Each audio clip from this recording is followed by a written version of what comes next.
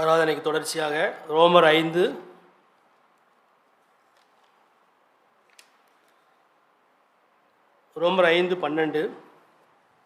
இப்படியாக ஒரே மனுஷனாலே பாவமும் பாவத்தினாலே மரணமும் உலகத்திலே பிரவேசித்தது போலவும் எல்லா மனுஷரும் பாவம் செய்யாதபடியால் மரணம் எல்லாருக்கும் வந்தது போலவும் இதுவும் ஆயிற்று. மரணம் இந்த பூமியில் எல்லாருக்கும் வந்தது. மரணம் எப்படி ஆரம்பத்தில் மரணம் எப்படி இந்த பூமியில் உண்டாச்சுன்றது நாம் எல்லாரும் அறிந்ததே.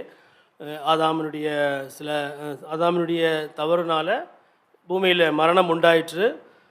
ஒருவனுக்கு ஒருவன் செய்த பாவத்தினாலே மரணம் எல்லாருக்கும் வந்துச்சு. எல்லாருக்கும் அந்த பாவமும் வந்ததுனால மரணம் எல்லாருக்கும் வந்தது. இந்த மரணம் ஒரு மரணத்தை குறித்து இப்போ நம்ம பார்ப்போம். மரணம் எரேமியாவில் வாசிக்கிறோம் மரணம் எப்படிப்பட்டதுன்னு. எரேமியா 9வது அதிகாரம் 21-22 வாசிப்போம்.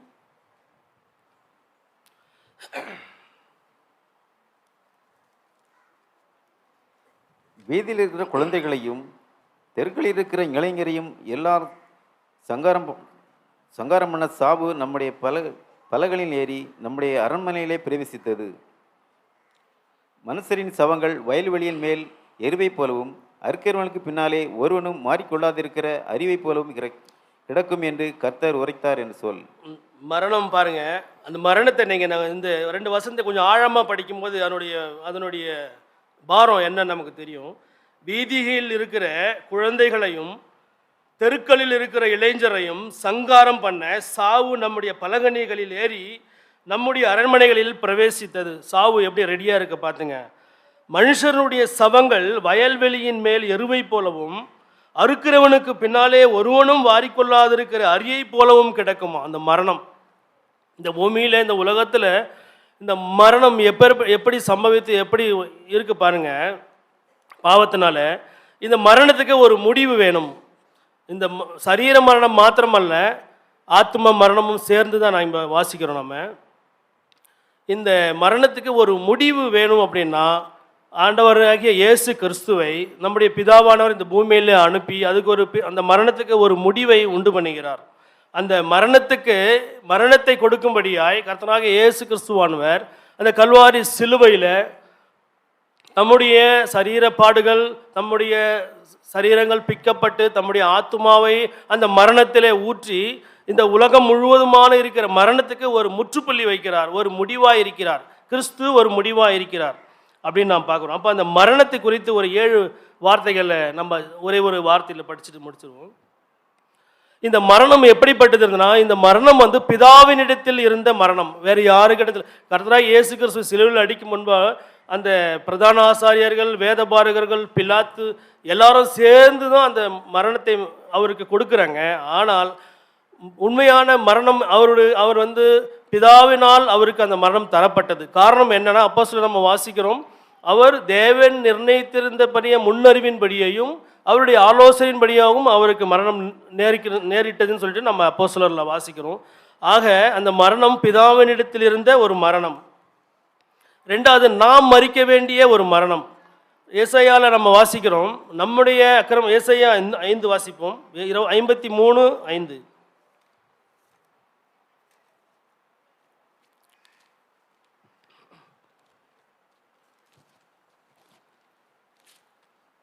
நம்முடைய மீறுதல்கள் நிமித்தம் அவர் காயப்பட்டு நம்முடைய அக்கிரமங்கள் நிமித்தம் அவர் நொறுக்கப்பட்டார். நமக்கு சமாதானத்தை உண்டு பண்ணும் ஆக்கினை அவர் மேல் வந்தது, அவருடைய தழும்புகளால் குணமாயிரும். இங்கே பாருங்கள், நாம் மரிக்க வேண்டிய ஒரு மரணம். நம்முடைய மீறுதல்களுக்காக நாம் மரிக்கணும், நம்முடைய அக்கிரமத்துக்காக நாம் மரிக்கணும், நம்முடைய மீறுதலுக்காக நாம் மரிக்க வேணும். ஆனால் நமக்காக அந்த மரணத்தை கிறிஸ்து ஏற்றுக்கொண்டார். 3வதாக, முதல்ல பிதாவினிடத்திலிருந்து அந்த மரணம், 2வது நாம் மரிக்க வேண்டிய அந்த மரணம், 3வது இயேசு கிறிஸ்துவானவருக்கு அடையத்தகாத ஒரு மரணம். அது அவர் அந்த மரணத்தை அவர் அடையணும்னு அவசியம் கிடையாது. காரணம், அந்த ஏசாயா 53:9 நம்ம வாசிக்கிறோம், அவர் கொடுமை செய்யவில்லை, அவர் வாயில் வஞ்சனை இருந்ததும் இல்லை.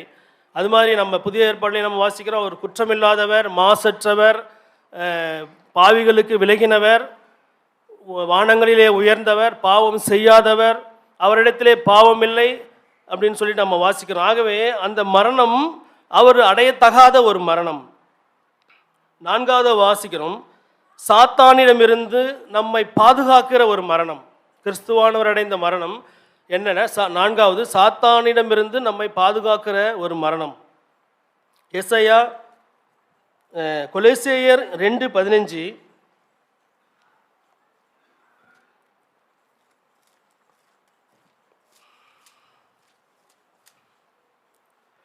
துரைத்தனங்களையும் அதிகாரங்களையும் புரிந்து கொண்டு வெளியங்கரமான கோலமாக்கி அவளின் மேல் சிலுவையிலே வெற்றி சிறந்தார்.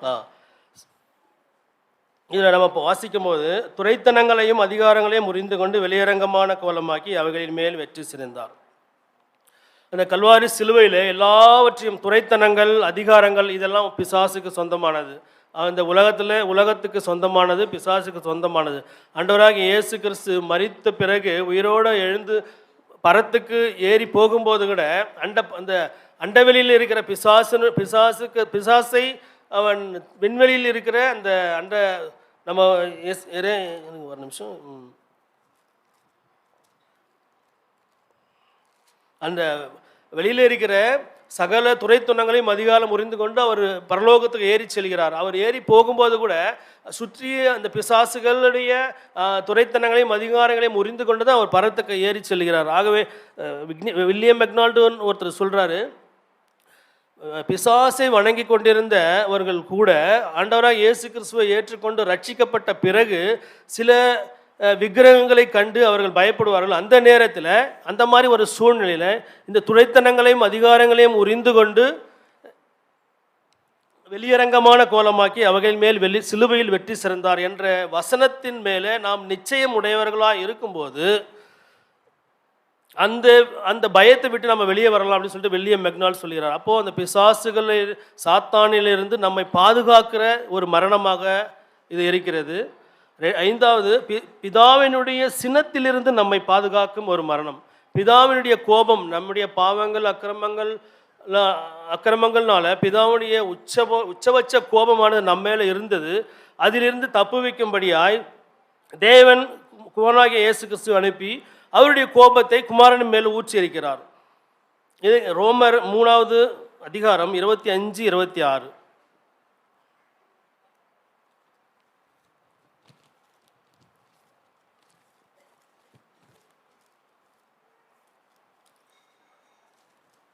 தேவன் பொறுமையாயிருந்த முற்காலத்தில் நடந்த பாவங்களை தாம் பொறுத்து கொண்டதை குறித்து தம்முடைய நீதியை காண்பிக்கும் பொருட்டாகவும் தாம் நீதி உள்ளவரும் இயேசுவினிடத்தில் விசுவாசமாயிருக்கிறவனே நீதிமானமாக்குவராய் விளங்கும்படி இக்காலத்திலே தமது நீதியை காண்பிக்கும் பொருட்டாகவும் கிறிஸ்து இயேசுவினுடைய இரத்தத்தை பற்றும் விசுவாசத்தினாலே பலிக்கும் கிருபாதார பலியாக அவரே ஏற்படுத்தினார். இது பாருங்க, தேவன் பொறுமையாயிருந்த முற்காலத்தில் நடந்த பாவங்களை 4000 வருஷத்துக்கு முன்பாக, அதில் அந்த 4000 வருஷத்துக்கு முன்பு 4000 வருஷத்துக்கு பின்பு, அது ரெண்டுமே அந்த வசனத்தில் இருக்குது. தேவன் முற்காலங்களில் 4000 வருடங்களுக்கு முன்பாக அவர் பொறுமையாக இருந்தார் பாவங்களை குறித்து.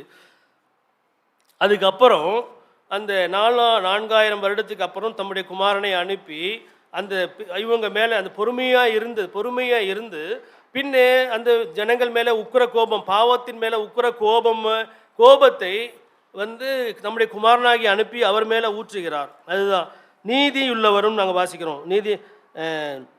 பொறுமையாயிருந்த முற்காலத்தில் நடந்த பாவங்களை பொறுத்து கொண்டது குறித்து தம்முடைய நீதியை காண்பிக்கும் பொருட்டாகவும் தாம் நீதியுள்ளவர், அதை வாசிக்கிறோம், தாம் நீதியுள்ளவரும் இயேசுவினிடத்தில் விசுவாசமாக இருக்கிறவனை நீதிமானாக்குகிறவருமாய். தாம் நீதியுள்ளவர் இயேசு கிறிஸ்துவை அனுப்பி அந்த கோபத்தை அவர் மேலே, இயேசு கிறிஸ்துவை அனுப்பிட்டாரு, அவருடைய கோபத்தை அவர் மேலே ஊற்றிருக்கிறார். அப்போது அந்த இயேசு கிறிஸ்துவை யார் விசுவாசிக்கிறாங்களோ அவருடைய விசுவாசத்தில் அந்த கோபம், அந்த இயேசு கிறிஸ்துவின் வழியாய் அவர் கோபம் தணிந்து நம்மை ஏற்றுக்கொள்கிறார் நம்ம பார்க்குறோம். அப்போது தேவனுடைய சினத்திலிருந்து நாம் கிருபாதார பலி, விசேஷமாக அதுதான் நம்ம இங்கே பார்க்குறது. கிருபாதார பலியாய் அவர் கோபத்தை எல்லாம் இயேசு கிறிஸ்து மேலே ஊற்றி அவர் ஒரு கிருபாதார பலியாய் அவரை ஏற்படுத்தி கொண்டு நம்மை நேசித்துக் கொள்கிறார். அவருடைய சினம் அங்கே தவிர்க்கப்படுகிறது, சினத்திலிருந்து நாம் பாதுகாக்கப்படுகிறோம். 6வதாக தேவனோடு நம்மை சரி செய்வதற்கு போதுமான ஒரு மரணம், கிறிஸ்து அடைந்த மரணம். எபிரேயர் 9:12.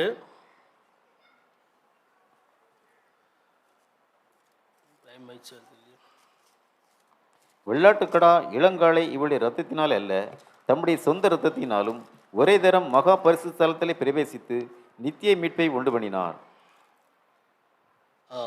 இதில் பாருங்க 11-12 பாருங்க. கிறிஸ்துவானவர் வரப்போகிற நன்மைகளுக்குரிய பிரதான ஆசிரியரை வெளிப்பட்டு கையினால் செய்யப்பட்டதாகிய இந்த சிற்சி சம்பந்தமான கூடாரத்தின் வழியாக அல்ல, பெரிதும் உத்தமமான கூடாரத்தின் வழியாகவும் வெள்ளாட்டுக்கடா இளங்காலை இவளுடைய இரத்தத்தினாலே அல்ல, தம்முடைய சொந்த இரத்தத்தினாலும் ஒரே தரம் மகா பரிசு ஸ்தலத்திலே பிரவேசித்து நித்திய மீட்பை உண்டு பண்ணினார். தேவனோடு நம்மை சரி செய்கிற ஒரு மரணம். எப்படியானால் கையினால் செய்யப்பட்ட கூடாரமாகிய சிருஷ்டி சம்பந்தமான கூடாரத்தின் வழியாய் அல்ல. சிருஷ்டி சம்பந்தமான கையினால் செய்யப்பட்ட கூடாரம்னா இப்போ மோடி கட்டியிருக்காரு ஒரு பெரிய கோயில், அது வந்து சிருஷ்டி சம்பந்தமான கையினால் செய்யப்பட்ட ஒரு கூடாரம். அதன் வழியாய் நமக்கு தேவனோடு சரி கட்ட முடியாது. தம்முடைய சரீரமாகிய கூடாரத்தின் வழியாக கிறிஸ்துவனர் தம்முடைய சரீரமாகிய கூடாரத்தின் வழியாக அதை சரி கட்டியிருக்கிறார். அது மாத்திரமல்ல, வெள்ளாட்டுங்கடா இலங்கை இந்த இரத்தத்தினால தம்முடைய சொந்த இரத்தத்தினாலே அவர் தேவனோடு நம்மை மீட்பை உண்டும் பண்ணும்படியாய் தேவனுக்கு நம்மை கொண்டு போய் சரிப்படுத்தியிருக்கிறார். அதுக்கு வேண்டிய ஒரு மரணம், அந்த மரணம். அடுத்து ரட்சிப்புக்கு சாலையை திறக்கும் ஒரு மரணம். அப்போஸ்தலர் 4:12.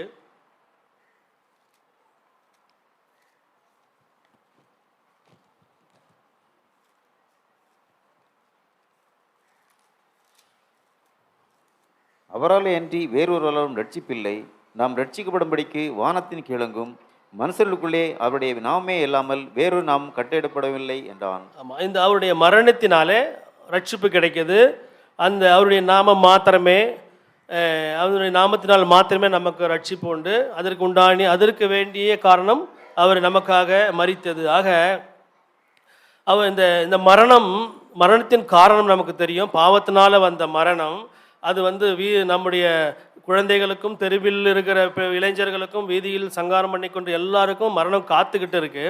அந்த மரணத்துக்கு ஒரு முடிவு புள்ளி வேணும். அதுக்கு கர்த்தராக இயேசு கிறிஸ்து நமக்காக அந்த மரணம் அடைகிறார்.